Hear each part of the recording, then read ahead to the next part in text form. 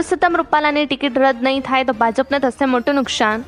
રાજકોટના કેબિનેટ મંત્રી અને ભાજપ ઉમેદવાર પુરુષોત્તમ રૂપાલાના રાજપૂત સમાજ પર કરેલ નિવેદન બાદ સમગ્ર ગુજરાતમાં રોષ ફાટી નીકળ્યો છે, જેને લઈ આજે બનાસકાંઠાના સમગ્ર ક્ષત્રિય રાજપૂત સમાજ દ્વારા જિલ્લા કલેક્ટરને આવેદનપત્ર આપી રૂપાલાની ટિકિટ રદ કરવાની માંગ કરી છે।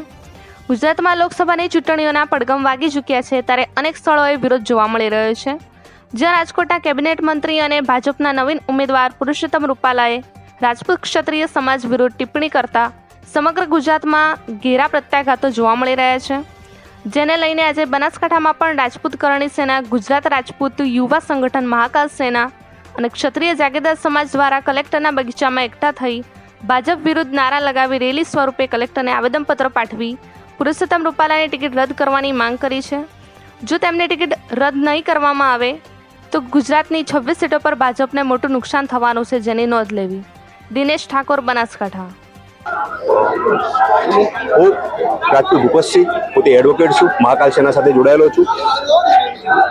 લોકસભાના એક જાહેર મંચ ઉપર પુરુષોત્તમ રૂપાલાએ એવું જ સ્ટેટમેન્ટ આપ્યું કે અંગ્રેજો સાથે અને મુસ્લિમો સાથે રોટી બેટીના વ્યવહાર રાખતા હતા રાજપૂતો, ક્ષત્રિયો।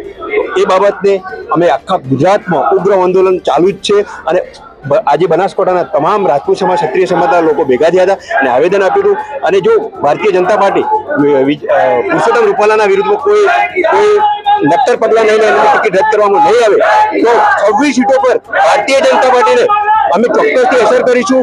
અમે એના માટે કોઈ પણ પ્રયાસ કરવા માટે તૈયાર છીએ અને અમે એવી રણનીતિ પણ તૈયાર કરી રાખી છે કે જો ભારતીય જનતા પાર્ટી પુરુષોત્તમ રૂપાલાની ટિકિટ રદ નહીં કરે તો 26 સીટો પર એક બૂથનું મેનેજમેન્ટ કરશે યુવાનો। જો હજારની સંખ્યાના નેતૃત્વમાં જો 5000 સૈન્યો લાખોની સૈન્યમાં જો નેતૃત્વ કરીને જીત મેળવી શકતા હોય તો અમે આજ પણ રાજકીય લેવલે પણ અમે જીત મેળવીશું અને ભારતીય જનતા પાર્ટીને દેખાડી દઈશું। ઓકે બાપુ, આજે આવેદનપત્ર પાઠવ્યું છે।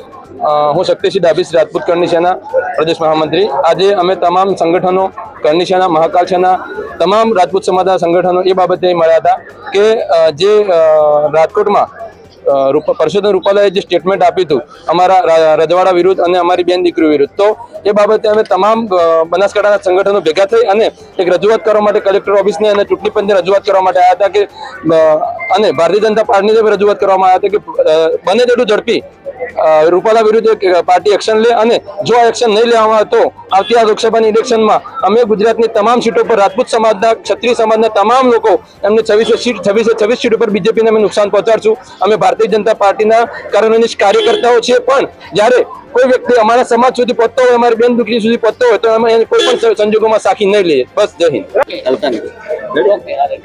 તાજેતરમાં રાજકોટ લોકસભા સીટના ઉમેદવાર પુરુષોત્તમભાઈ રૂપાલાજી જાહેર મંચ ઉપર પોતાની વાહવાહી કરવા માટે કરી અને અન્ય ક્ષત્રિય રાજપૂત સમાજને નીચો દેખાડવા માટે એમણે જાહેર મંચ ઉપર કીધું હતું કે રાજપૂતો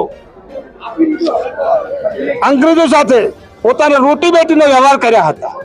આ જરા પણ સાખી લેવામાં નહીં આવે અને તમામ ભારત દેશના અને ગુજરાતના તમામ રાજપૂતો રોષે ભરાયેલા છે અને આનું પરિણામ સરકારશ્રીનો નિર્ણય નહીં લે તો તાત્કાલિક ધોરણે સરકારશ્રીને આને ઝૂકવું પડશે અને ઝુકાવવા અમે તૈયાર છીએ। આ સંઘર્ષ અમારો બંધ થશે નહીં।